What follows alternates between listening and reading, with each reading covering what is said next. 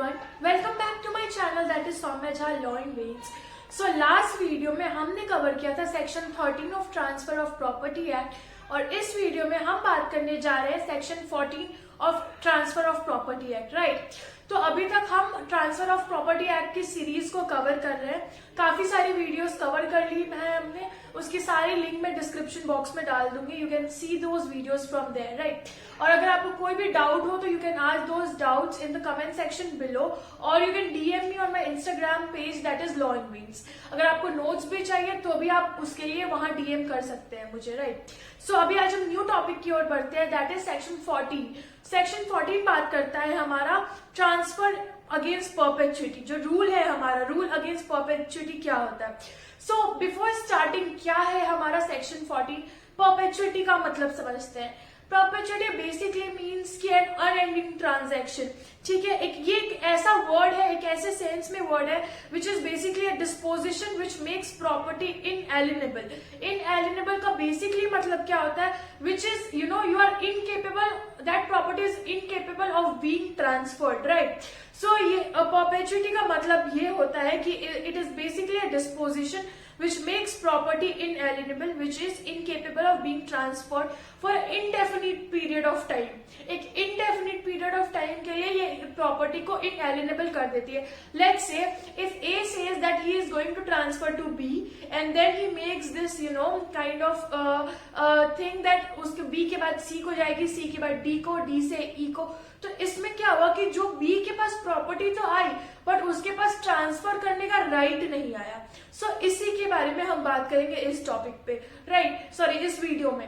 तो कि ए ने ट्रांसफर किया बी को, बी के बाद उसने कहा सी को जाएगी, सी से डी को, डी से ई को। बट यहाँ पे क्या हुआ कि बी के पास राइट नहीं आया कि वो प्रॉपर्टी को ट्रांसफर कर सकता है। बट हमने क्या पढ़ा है कि जिसके पास भी ओनरशिप जाता है, पोजेशन जाता है, उसके पास ट्रांसफरेबिलिटी की राइट्स भी जाती है। तो ये चीज अब हम इसमें कवर करेंगे। So rule against perpetuity is the rule which is against a transfer making them inalienable for an indefinite period or forever, as I told you, where a property is transferred in such a way that it becomes non-transferable in future for an indefinite period, the property is tied up forever। ऐसी property, अगर कोई भी property है जो transfer हो रही है इस तरीके से कि वो नॉन ट्रांसफरेबल हो जाए फ्यूचर में इंडेफिनिट पीरियड के लिए या हमेशा के लिए, तो वो प्रॉपर्टी जो होती है वो टाइड अप हो जाती है हमेशा के लिए। अब इसके डिस्पोजिशन के लिए जो ट्रांसपोजिशन हो रहा है, the disposition would be transfer in perpetuity. अब कोई भी जो डिस्पोजिशन करेंगे हम परपेचुइटी में, वो दो तरीके से अराइज हो सकता है। पहला कि उसके पास जो ट्रांसफर के पास जो पावर है, पावर ऑफ एलिनेशन, उसको अगर हम उससे ले लेते हैं। एंड दूसरा by creating future remote interest, unborn person के फेवर में जब हम देते हैं, जब कि हमने पढ़ा है सेक्शन 13 में। सो आई कैन टेल यू कि जो 13 और 14 है वो क्वाइट इंटरलिंक्ड है एंड बहुत ही इंपॉर्टेंट है as well, right.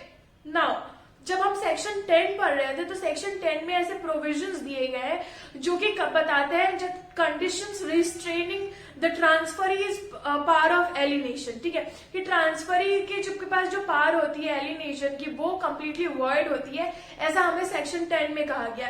So a disposition which tends to create future remote interest has been prohibited under section 14 which incorporates the rule against perpetuity, right. अब हम जानते हैं कि ऑब्जेक्ट क्या है रूल अगेंस्ट परपेचुइटी का। जो ये रूल है सेक्शन 14 में जो दिया गया, इस पर्टिकुलर सेक्शन का ऑब्जेक्ट क्या है, right. The object of the rule against perpetuity is to ensure free and active circulation of property both for the purpose of trade and commerce as well as for the betterment of property itself। ये इसका जो basic object है rule against perpetuity का वो ये है कि वो इंश्योर करता है फ्री और एक्टिव सर्कुलेशन, कि प्रॉपर्टी जो है उसकी सर्कुलेशन होता रहे। ये नहीं कि वो आगे रुक जाए एक पर्सन के पास या फिर एक पर्सन के पास ही सारी राइट्स आ जाए। बिकॉज जब हमने एग्जाम्पल देखा तो उसमें क्या हुआ, ए ने बी को किया, बी से उसने कहा सी को जाएगी, सी से डी को। तो यहाँ पे हमें बेटर सर्कुलेशन की जरूरत है और फ्री सर्कुलेशन की जरूरत है। यहाँ पे ये नहीं है कि इम्पोज्ड सर्कुलेशन की जरूरत नहीं है, फ्री सर्कुलेशन की जरूरत है। तो ये इसका ऑब्जेक्ट है for what, for the betterment of trade and commerce and also for the betterment of property itself. तो ये हमारा ऑब्जेक्ट हो गया, राइट। अब एक्सटेंट क्या है इस परपेचुइटी के रूल की, तो इसकी So, talking about the extent of perpetuity, the point number 1 says that under section 14, the maximum permissible remoteness of vesting is the life of the last preceding interest plus minority of the ultimate beneficiary. कि जो last person की life तक उसके interest तक जाएगा जिसके लिए interest create किया गया, और फाइनली जो जिस माइनॉरिटी के लिए जो प्रॉपर्टी बनाई गई है उसके लिए जाएगा. अकॉर्डिंगली प्रॉपर्टी में भी transfer to A for life, A को ट्रांसफर की जा सकती है प्रॉपर्टी उसके कंप्लीट लाइफ के लिए, फिर बी को ट्रांसफर की जा सकती है फॉर लाइफ के लिए, and finally to the unborn, तब अनबॉर्न पर्सन को ट्रांसफर की जाएगी जब वो एज ऑफ मेजॉरिटी अटेन कर लेता है तो उसको वो चीज ट्रांसफर कर दी जाएगी.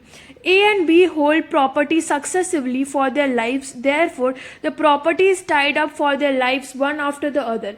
ए और बी जो है वो प्रॉपर्टी को सक्सेसिवली होल्ड करते हैं, मतलब एक के बाद एक होल्ड करते हैं, इसलिए दोनों के पास प्रॉपर्टी होल्ड होती है एक के बाद एक के लाइफ के, right. Now the fourth point is after the death of the B, B के डेथ के बाद जो कि लास्ट प्रीसीडिंग इंटरेस्ट है, फर्स्ट पॉइंट में हमने इसी के बारे में बात किया है, लास्ट प्रीसीडिंग इंटरेस्ट के बाद प्रॉपर्टी किसको जाएगी, माइनॉरिटी को, right. So after the death of the B जो लास्ट प्रीसीडिंग इंटरेस्ट है, although it should vest in the ultimate beneficiary unborn immediately, under this section the property may be allowed to vest in the unborn when he attains the age of majority. तो unborn के पास immediately चली जानी चाहिए, लेकिन इस section के according वो property उस तक वेस्ट कर सकती है जब तक कि अनबॉर्न चाइल्ड जो है वो एज ऑफ मेजॉरिटी को अटेन ना कर ले, राइट. तो ये हो गया हमारे 4 पॉइंट्स. नेक्स्ट पॉइंट हम कंसीडर करते हैं. So as we studied in point number 4 that की जो प्रॉपर्टी है वो अलाउड होगी to vest in the unborn when he attains the age of majority, right. So point number 5 हमारा इसलिए ये कहता है कि माइनॉरिटी इन इंडिया जो है वो टर्मिनेट हो जाती है at the age of 18 years. 18 years पे आप मेजॉरिटी की एज अटेन कर लेते हो, but when the minor is under supervision of court के सुपरविजन में है तो at the age age 21 years.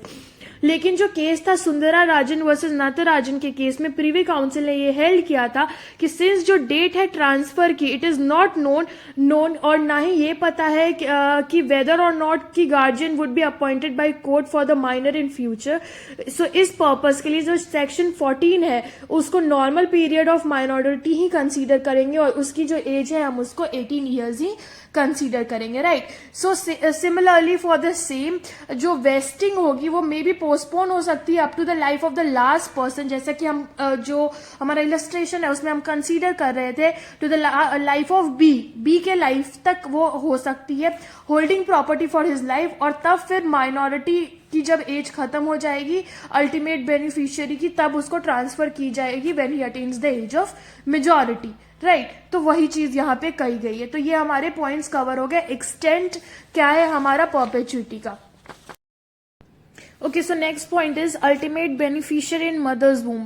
Where the ultimate beneficiary is in mother's womb, the latest period up to which vesting may be postponed after the preceding interest is the minority plus the period during which the child remains in mother's womb. इसका ये मतलब है कि जब तक जो ultimate beneficiary है mother's womb में उसके पीरियड को तब से काउंट करेंगे जो आफ्टर द प्रीसीडिंग इंटरेस्ट, मतलब कि जो लास्ट पर्सन था, जैसे कि हमारे इलस्ट्रेशन के केस में बी जो था वो लास्ट पर्सन था, प्लस जो माइनॉरिटी का एज प्लस जो चाइल्ड जितने देर मदर्स वूम में रहा है, let's say for 9 months, right. तो इसको अगर हम देखें तो in India the maximum possible remoteness of vesting would be given as under. So maximum possible remoteness को हम ऐसे देख सकते हैं जैसे maximum permissible remoteness of vesting is equals to life of the preceding interest की जितनी भी लाइफ रही है, मतलब बी की जितनी लाइफ रही है, plus period of gestation of ultimate beneficiary, जितने टाइम तक का उसका अल्टीमेट बेनिफिशियरी जो हमारा अनबॉर्न चाइल्ड था उसका, प्लस जो minority of the ultimate beneficiary उसका माइनॉरिटी पीरियड जितने टाइम का था वो. तो इन तीनों का सम जो होगा तब तक के लिए वो हमारा मैक्सिमम परमिसिबल रिमोटनेस हो सकता है, वेस्टिंग पीरियड तब तक के लिए हो सकता है, राइट. तो अब हम बात करते हैं एक्सेप्शंस क्या है to the rule against perpetuity. Okay so पहला एक्सेप्शन हमारा बात करता है कि जो गिफ्ट्स दिए जा रहे हैं चैरिटीज में वो इस रूल के एम्बिट में फॉल नहीं करते हैं, इसलिए जो केस होता है for transfer for the benefit public advancement के जैसे रिलीजन के नाम पे नॉलेज हेल्थ कॉमर्स वो इस रूल में नहीं आता, ऐसा सेक्शन 18 में दिया गया है। नेक्स्ट पॉइंट इज जो प्रॉपर्टी सेटल किया गया इंडिविजुअल्स के द्वारा फॉर पब्लिक सर्विसेज के लिए वो एग्जाम किया जाता है from the operation of this rule. तो एक ये भी पॉइंट हो गया हमारा अलग है। और दूसरे एक्सेप्शन हमारा ये है ओके सो थर्ड पॉइंट हमारा कहता है कि जो रूल अगेंस्ट परपेचुइटी है applies when interest in property is created and has no application to personal contracts. Personal contract से उसका कोई लेना देना नहीं है उस सिचुएशन में। A contract for sale of property does not of itself create any interest in such property. अगर कोई भी कॉन्ट्रैक्ट हो रहा है सेल ऑफ प्रॉपर्टी के लिए तो उसमें वो इंटरेस्ट क्रिएट नहीं करता है उस प्रॉपर्टी में, सेक्शन 54 में। इसमें एक हमारा केस लॉ भी है नफार चंद्रा वर्सेस कैलाश का केस, जिसमें कहा गया कि जो the shebaits of temple agreed to appoint the family of A as pujaris from generation to generation and make provision for expenses and remuneration of the office. The court held that such an agreement is valid and is not affected by the rule against perpetuity. Court ने कहा कि ये agreement जो है वो valid है और affect नहीं करता है rule against perpetuity को। ओके सो हमने कवर कर लिया इस पर्टिकुलर टॉपिक में आज कि परपेचुइटी का मतलब क्या होता है, ऑब्जेक्ट क्या होता है, कैसे अराइज हो रहा है, कैसे डिस्पोजिशन में अराइज हो रहा है, इसके अल्टीमेट बेनिफिशियरीज इन मदर्स बूम क्या है, एक्सेप्शंस इसके क्या है, हमने सारे पॉइंट्स कवर किए, हमने केस लॉज देखा। तो आई थिंक आपको ये वीडियो काफी अच्छी तरह समझ आ गया होगा। एंड अगर आपको ये वीडियो अच्छे से समझ आया then please do like share and subscribe to my channel that is Saumya Jha law and वेंस and stay tuned and stay happy. Thank you so much for watching this video.